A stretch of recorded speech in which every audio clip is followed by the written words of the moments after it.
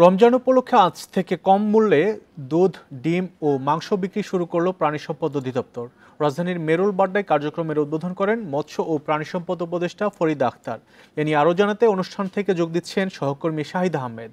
শাহিদ আহমেদ, যেসব পণ্য বিক্রি শুরু হয়েছে সেই সব পণ্যের যদি দামের পার্থক্য বলতেন, স্বাভাবিক বাজারে কত বিক্রি হচ্ছে এখন আর সরকারিভাবে কতই বিক্রি হচ্ছে এইসব পণ্য? হ্যাঁ, মাহমুদ শরীফ, গত বছরের মতো অর্থাৎ এই দিয়ে 5 বার থেকে 6 বারের মতো এই স্বল্প মূল্যে দুধ, ডিম, মাংস বিক্রি কার্যক্রম শুরু করছে প্রাণী সম্পদ অধিদপ্তর। আমি ঠিক অনুষ্ঠান স্থলে বাইরে রয়েছি, এখন সচিব কথা বলছে, কিছুক্ষণ পরে মাননীয় উপদেষ্টা কথা বলবেন। আমি যদি বাইরের কার্যক্রম অর্থাৎ বিক্রি কার্যক্রমের প্রস্তুতির সম্বন্ধে যদি দেখাই একটু, সেক্ষেত্রে আমি যদি আরো নির্দিষ্ট করে বলি, ঢাকা শহরে মোট 25টি জায়গায় এই ন্যায্য মূল্যে বা অল্প দামে এই দুধ, ডিম, মাংস বিক্রি করা হবে। আমি যদি প্রথমে জায়গার নামগুলো বলি, সচিবালয়, ফার্মগেট, নাখালপাড়া, মিরপুর কালশি, আজিমপুর, মোহাম্মদপুর বাবর রোড, উত্তর বাড্ডা, মেরুল বাড্ডা, এরকম মোট 25টি জায়গায় এই দুধ, ডিম, মাংস বিক্রি কার্যক্রমগুলো চলবে।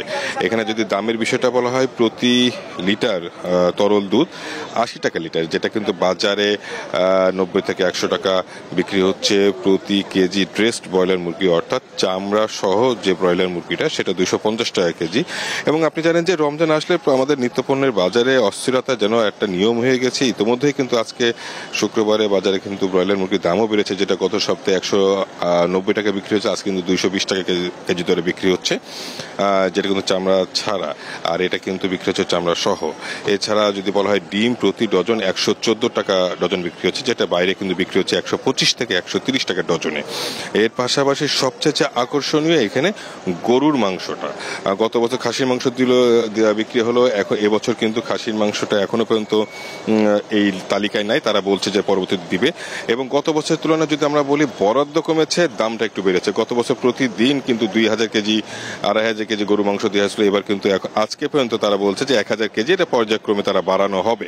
এর পাশাপাশি যদি গরুর মাংসের দামটা বেশি, যেটা প্রধান আকর্ষণ, এই ভ্রাম্যমাণ গাড়িতে 650 টাকা কেজি, যেটা গত বছর ছিল 600 টাকা, অর্থাৎ 50 টাকা কেজিতে বেড়েছে, বরাদ্দও কিন্তু কম। এখানে কিন্তু অনেক মানুষ ভিড় করে আছে যে আসলে এই অল্প দামে পণ্য কেনার জন্য। তারা যেটা বলছে, বরাদ্দ বাড়ানো উচিত। এই যে এই কার্যক্রম কতদিন চলবে আর সময়টা কতক্ষণ পর্যন্ত, কয়টা থেকে কয়টা পর্যন্ত মানুষ কিনতে পারবে? কার্যক্রম চলবে 28 রমজান পর্যন্ত। সময়টা সকাল 8টা-9টা থেকেই বিক্রি শুরু হবে, যতক্ষণ পণ্যের সরবরাহ বা অ্যাভেলেবেল থাকে। সেক্ষেত্রে সাধারণত এটা দেখা যায় যে, বিশেষ করে গরু মাংস যেহেতু চাহিদাটা বেশি, সেক্ষেত্রে দুপুরের মধ্যেই এটা শেষ হয়ে যায়। 28 রমজান পর্যন্ত চলবে।